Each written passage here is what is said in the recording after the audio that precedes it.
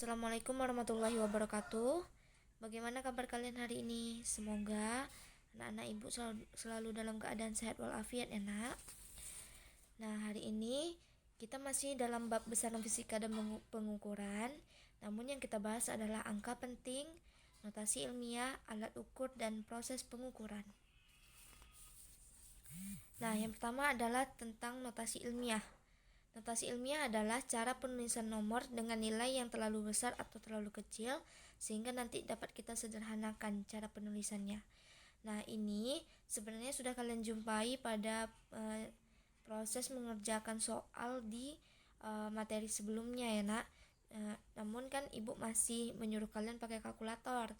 Nah, untuk pembelajaran notasi ilmiah ini membuat kita irit pemakaian kalkulator ya nak, sehingga kita tidak bergantung pada kalkulator terus. Nah, misalnya di sini ada contoh 0,001. Bagaimana cara penulisan ilmiahnya?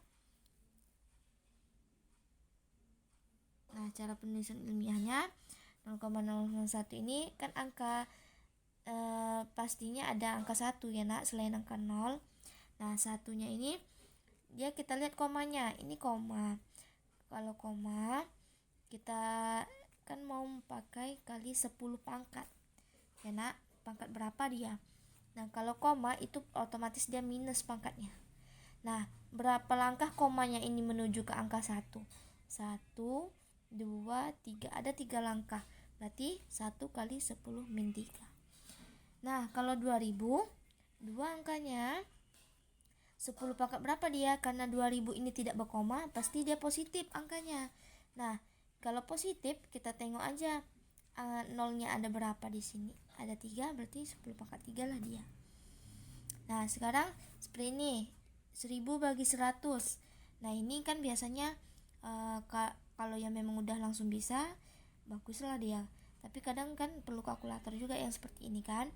Jadi kita iritkan pemakaian kalkulator dengan cara 1000 ini kita jadikan notasi ilmiahnya jadi 1 kali 10, karena ada nolnya 3 berarti 10 pangkat 3.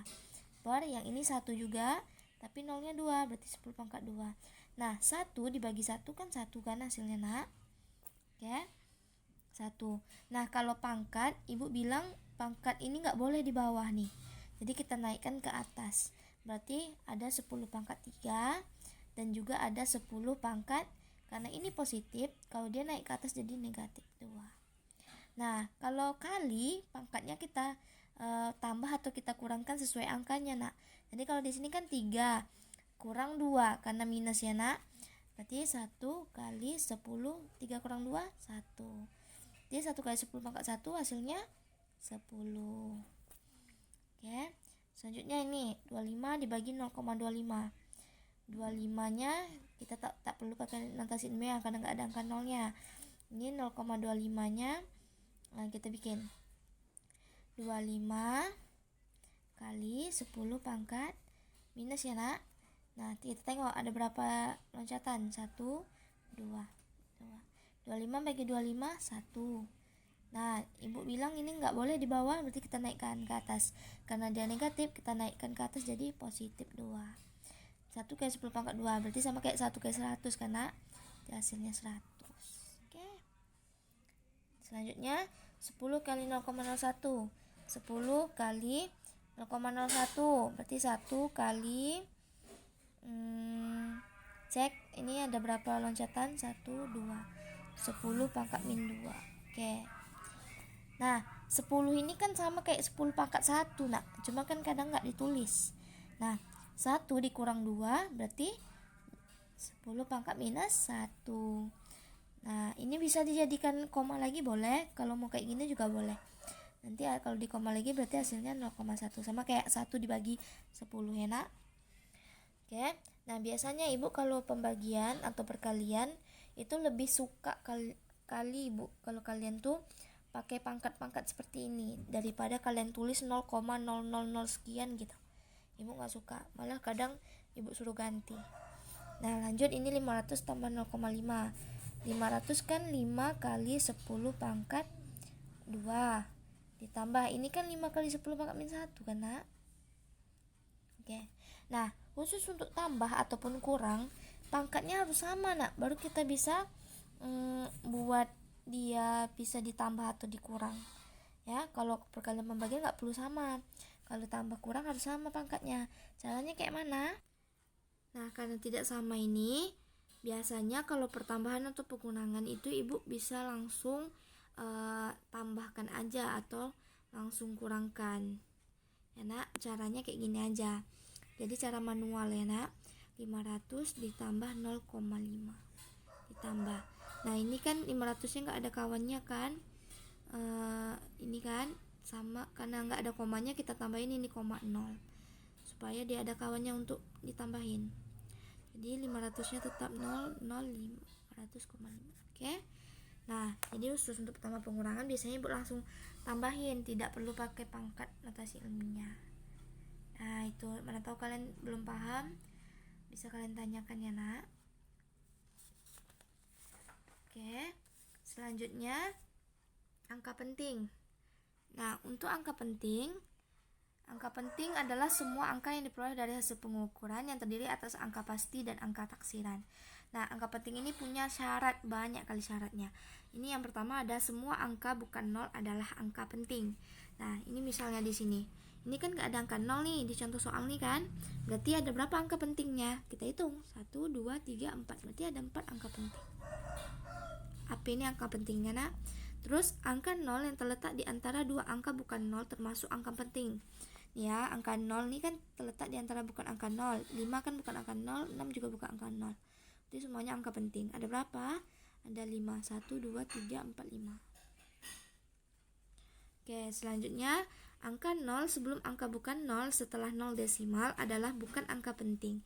Nih, 0 yang ini kan setelah 0 koma nih. Nah, dia sebelum pula angka 0. Berarti itu bukan angka penting. Jadi ada berapa angka pentingnya di sini?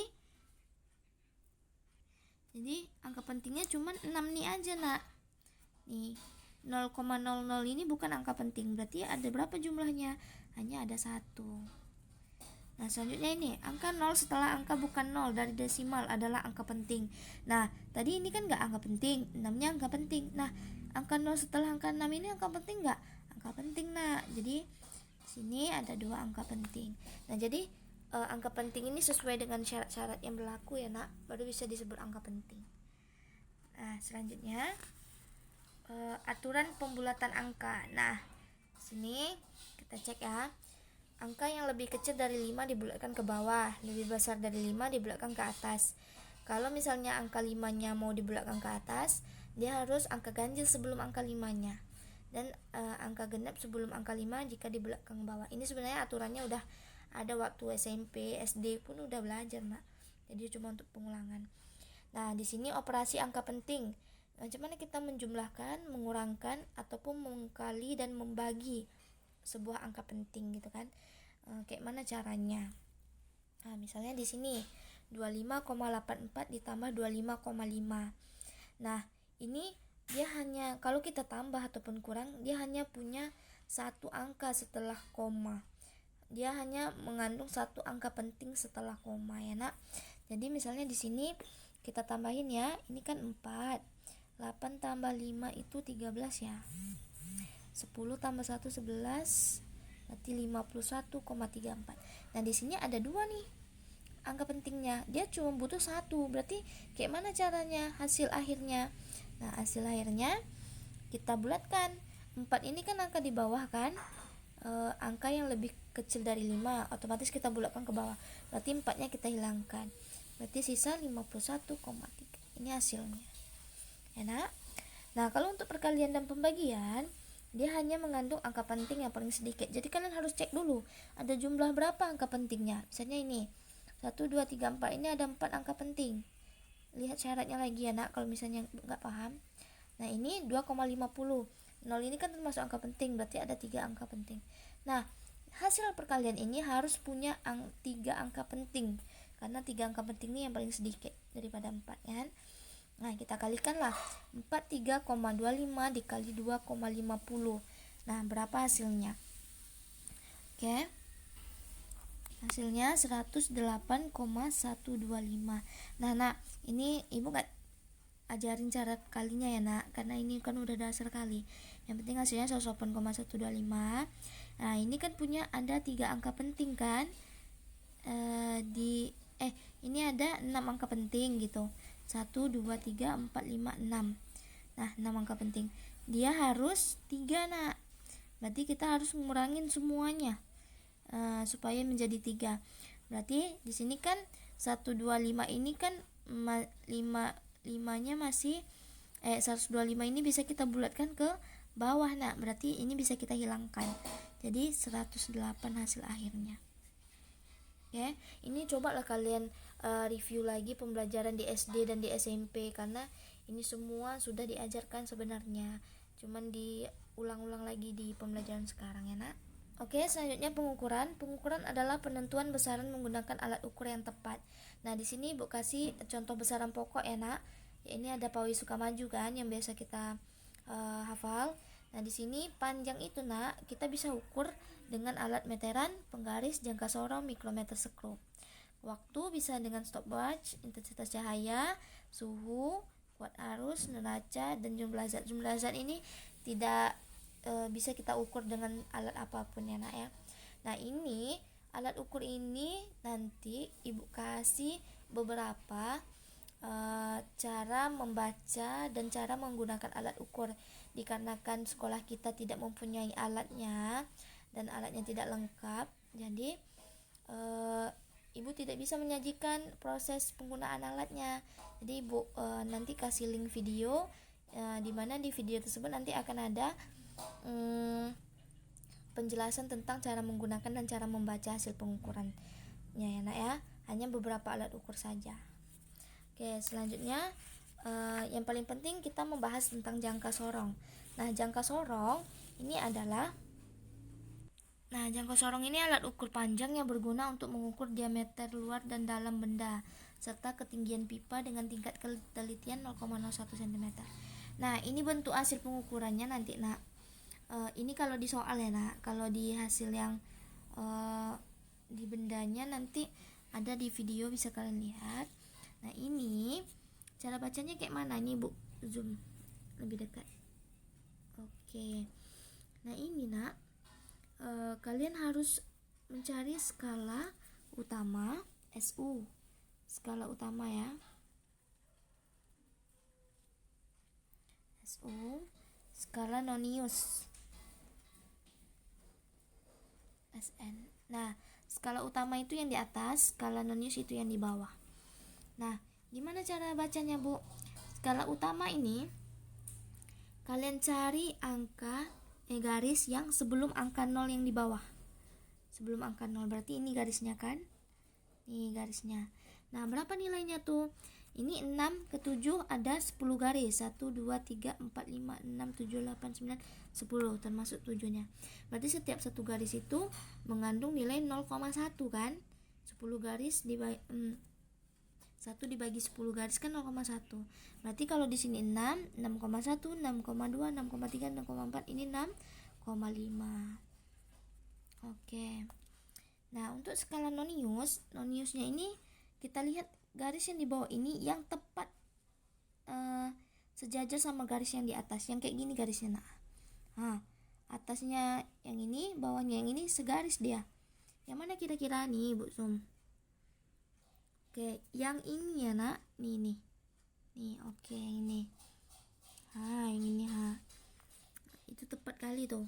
Berarti di garis yang kedua, karena ini 0 ke 5 ini berarti nilai satu garisnya 1, berarti ini 1, 2, berarti garis yang kedua nilainya 2, 6,5 sama 2. Nah, berapa skala pengukurannya, hasil pengukuran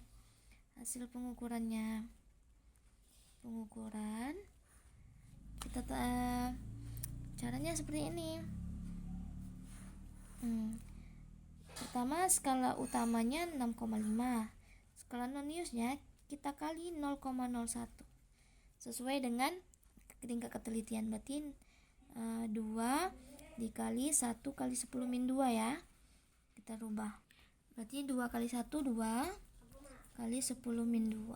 Oke, 2 kali 10 min 2 ini sama kayak 0,02, boleh. Nah, jadi hasil pengukurannya berarti skala totalnya SU tambah SN 6,5 tambah 0,02 6,52 cm. Oke. Itu dia ya nak. Nah selanjutnya mikrometer skop. Ini alat ukur panjang juga, cuman dia mengukur diameter benda yang lebih kecil dan lebih tipis ya nak. Misalnya buku, kertas buku, terus nanti dan banyak lagi lah, emas misalnya, bisa juga cincin kayak gitu kan, itu lebih tipis. Nah bentuknya seperti ini nak kalau di soal. Nah sini sebenarnya sama juga, kita perlu mencari SN dan SU. Oke. SN nya kita tengok yang di SN ini yang di bawah ya nak. SN yang di bawah kita ganti aja lah, biar SU dulu baru SN. Nah SU ini yang di atas ini nak. Nah angka yang di atas ini yang tepat sebelum ini garis pemutusnya, berarti ini kan 5, berarti garis yang ini ya nak ya. Nah kalau ini 0, ini 1, otomatis yang ini nilainya setengah, berarti 1 1,5, 2 2,5, berarti ini 5 5,5. Oke. Nah untuk skala noniusnya yang ini nak, ini skala nonius. Nah berapa nilainya? Karena ini 30, ini 35, otomatis satu angkanya satu garis ya nak. 30, 31, 32, ini dia, ini yang segaris sama skala utamanya, berarti ini nilainya 33. Nah jangan lupa untuk nonius itu kita kali sama tingkat ketelitiannya. Ini tingkat ketelitiannya 0,01 mm, bedanya di satuan ya nak. Kalau jangka sorong itu cm, ini milimeter, berarti 0,33 mm. Oke. Nah kita tambahin lah, 5,5 tambah 0,33 sama dengan 5,83 mm. Oke, selesai. Nah ini sebenarnya perlu praktek langsung nak, dan perlu pembahasan langsung secara tatap muka supaya lebih paham, karena dengan tatap muka pun mungkin masih bingung, apalagi dengan secara online ini. Cuman jangan berhenti untuk belajar. Kalau misalnya tidak paham ya tanyakan anak, dan juga bisa cari informasi di internet ataupun di buku lain supaya lebih paham tentang materinya, karena ini perlu rajin-rajin membahas soal ya nak. Oke, habis pembahasan materi bab 2 kita. Jangan lupa untuk selalu dukung channel ibu dengan cara subscribe, like, dan share ya nak, supaya ibu makin rajin membuat video pembelajaran dan juga membuat video pembelajaran yang lebih menarik lagi. Terima kasih. Wassalamualaikum warahmatullahi wabarakatuh.